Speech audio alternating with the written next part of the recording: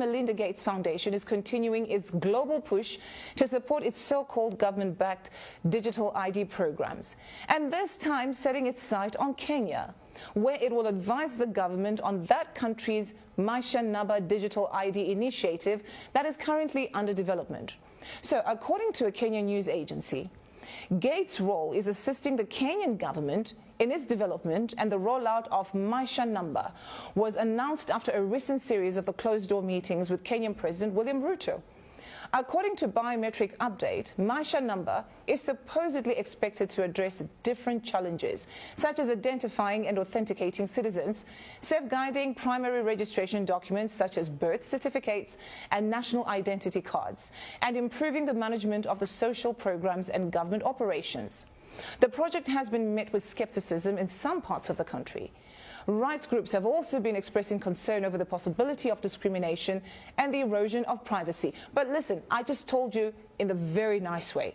Now let me just put it blatantly to you. The program targets the birth of new babies. So once you have your baby, before your baby leaves the hospital, you no longer get a paper birth certificate, but then you get a digital one that is somehow implanted somewhere on somebody's body. Think about that, but have a listen to this. The digital ID, which has been a big problem to us for a very long time, is now on a testing mode for the next 2 months. I have been assured by all the stakeholders, led by the ministries concerned, that by December, we will be able to launch digital ID, where every Kenyan don't have to carry any paper, plastic or otherwise, as an ID, that they should be able to be identified digitally using their iris or their fingerprints, and we can transact without the necessity of people struggling to identify who they are. And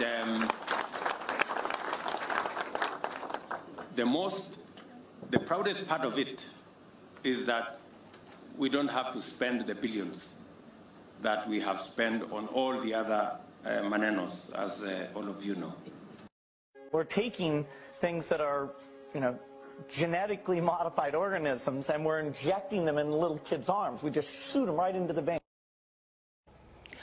Kenya is in serious trouble. Now, for you to accept this, that means you're going to be completely surveilled and controlled. Think about it. So they have targeted the new babies, of course, even the ordinary citizens, the grown-ups, the young ones, the teenagers, and even the elderly ones will receive this digital ID. But they will then create a new generation where they'll be completely under this digital ID and they have no choice.